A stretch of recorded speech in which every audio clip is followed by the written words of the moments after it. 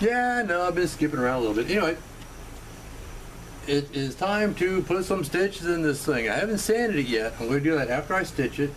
But right now I want to get it stitched. I got the welt all glued in place. Both sides, of course. Now the belt loop is already stitched on, and I got it so it's got some room underneath it, and that'll mold around the belt.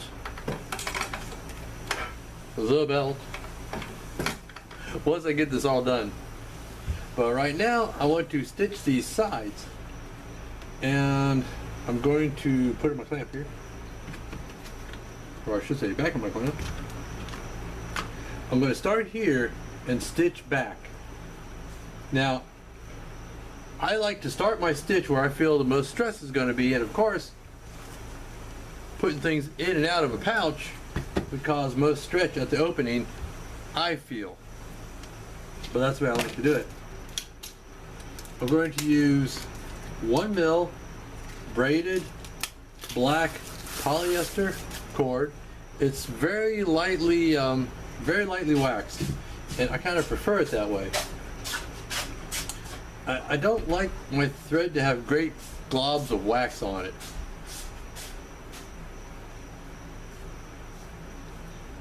And it lays flat, and I like that too. I don't know why I'm doing this, because I'm going to need more than just a standard amount because of the welt. So I'll just pull a bunch out. Thread is actually relatively inexpensive, and I prefer to have too much than too little, because it's a totally complete pain in the rear if you run out and you gotta start over. Anyway, I'm gonna go ahead and thread my needles. Of course, the thread goes through the eye of the needle. That is, if I can get it to cooperate.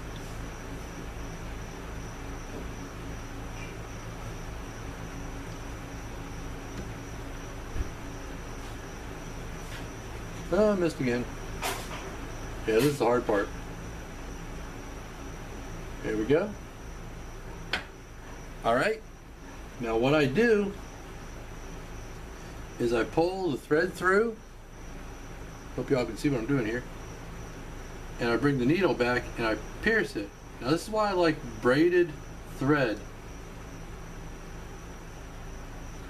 because I can pierce it close to the end, and I know that it's not going to pull through or pull back. Bring that down like that, and then pop it over the needle. Do that with both sides, and we can start our stitching.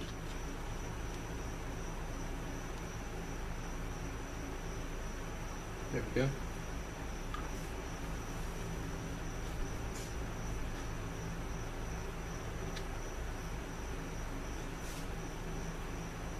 Now we'll start right here with the first hole. Ooh, that's snug. Hold on.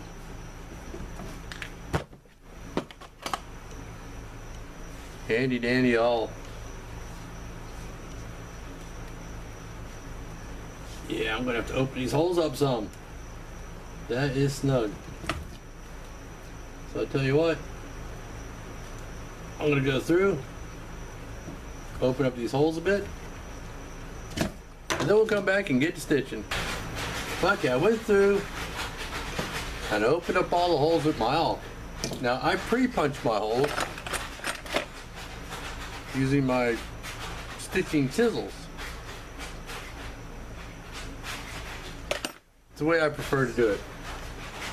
And this kind of illustrates why I prefer punched holes over drilled holes. Because the fact that the holes had closed up so much in the time it took me to go from punching the holes to stitching it just shows me that the thread, or rather the leather, wants to close up that hole.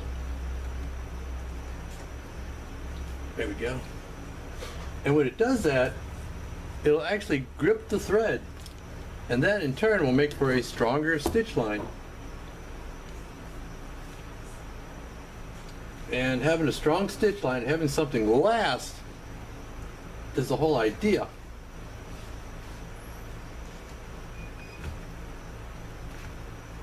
Okay, now we're going. Now we're getting somewhere. So what I do is I put the needle in. Oop, missed one.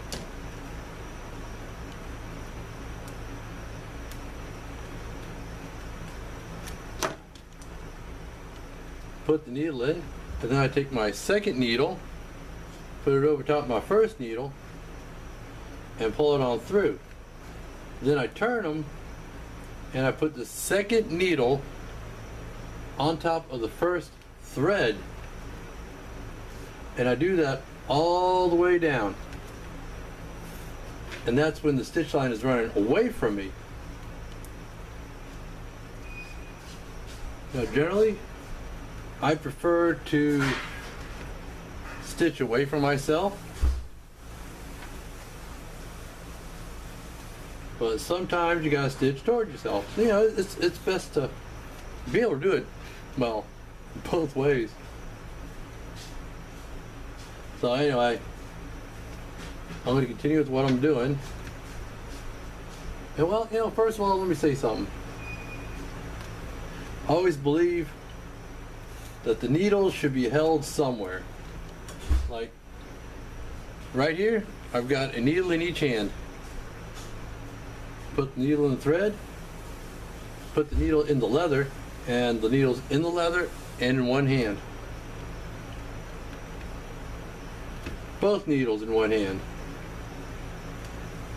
Put it back, a needle in the leather and a needle in a hand. And then I have both needles, one in each hand again. To me, that works better when I'm stitching.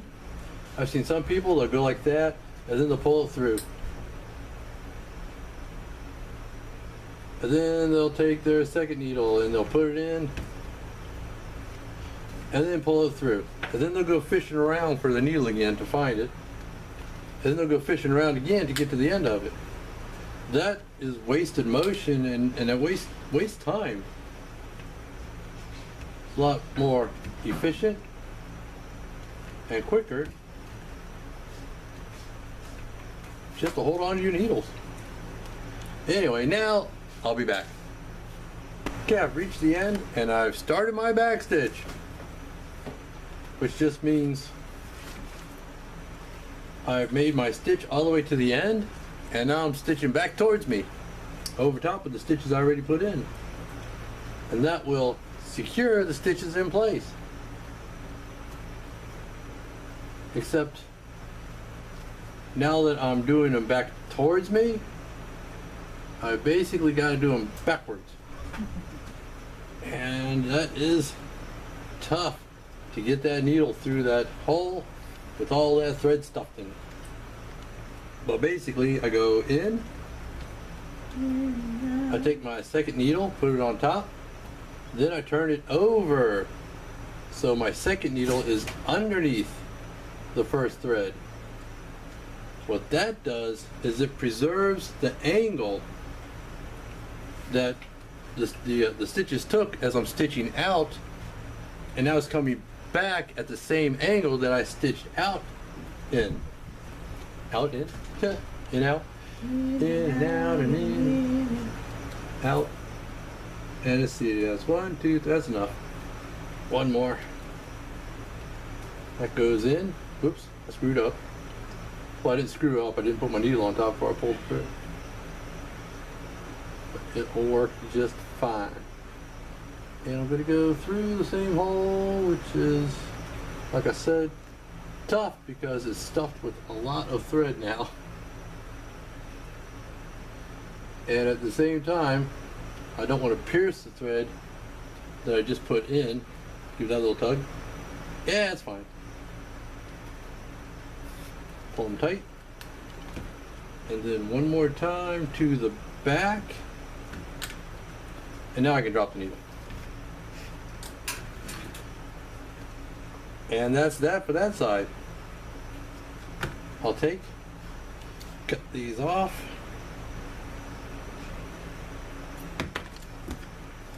leaving about, I don't know if y'all can see that, because I really can't tell my little viewfinder.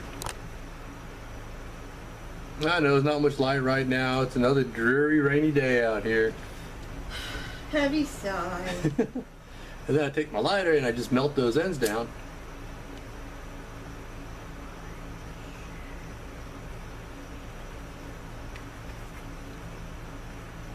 And that's that. Then I'm going to do the same thing for this side, except for this side, I'm going to start away and stitch toward myself. Which means that my second needle is going to go under the first stitch. Let me see if I can get my needle through and show you that real quick. Oh, jeez, I gotta get more thread. I'll be right back. Okay, here we go. Here's what I was talking about. I already started my stitch, but the first one goes in, second one goes on top just because it's convenient for me to do that way. Some people put it on the bottom. I put it on the top, but you want to end up on the bottom. And I just take and I turn my hand. So now it's on the bottom. I pull the thread back and put the second stitch or the second needle underneath the first stitch or the first thread. Snug that down. Okay, do that again. Goes in. On top, flip it over. Goes underneath this side here. Now another thing I do to make sure that I don't pierce my thread is I give it a little tug. Because if you don't check it, oh, there's a tight one. If you don't check it and you did pierce your thread, that's a pain in the rear. Now I'm not going to do it on purpose, but you can imagine that when you get to this point, and that's in there, if I pierce the thread and I go to pull it, it's going to pull through that hole in the thread. It can be fixed, but you got to take the needle off the thread here, then pull the thread back through, and it's like, why do all that when all you really got to do is just to make sure you don't pierce it in the first place. Put that through, just give it a little tug, that's all you need. And it feels fine. Okay, now I'm going to continue with this thread line and we'll be back when this one's done. Okay, we're at the end of this stitch line and it's time to do our back stitch. Same kind of thing, I put the needle through, put the second one on top, except my second stitch is going to go on top of the first stitch. And that will preserve the angle of that stitch. Now, black on black, you really won't notice that anyway, but still, I'll know. And it's good practice, you know. You want to keep your stitching consistent from project to project, from stitch line to stitch line. Oh my goodness, that's a snug one. Smooth jawed, flat nosed pliers.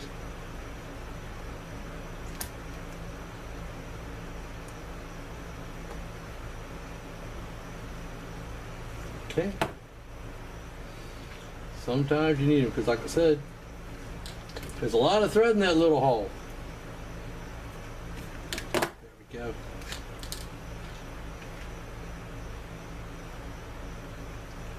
That goes in on top.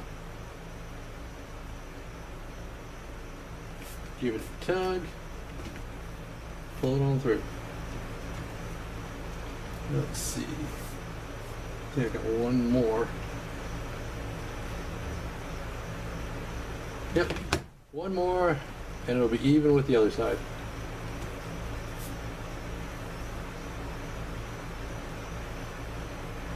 Yeah, I can count them and all, but you know, It's just as easy to take a look at it.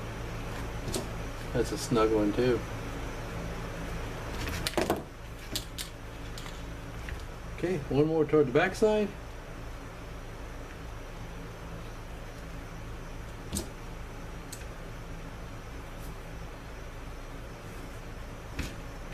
And that's another thing, you know, stitched holes, or rather drilled stitch holes,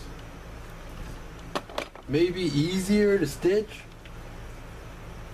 but they're also not as sturdy, not as strong, because the leather, and the reason I got to use those pliers sometimes is because the leather closes up and holds that stitch. The hole closes up.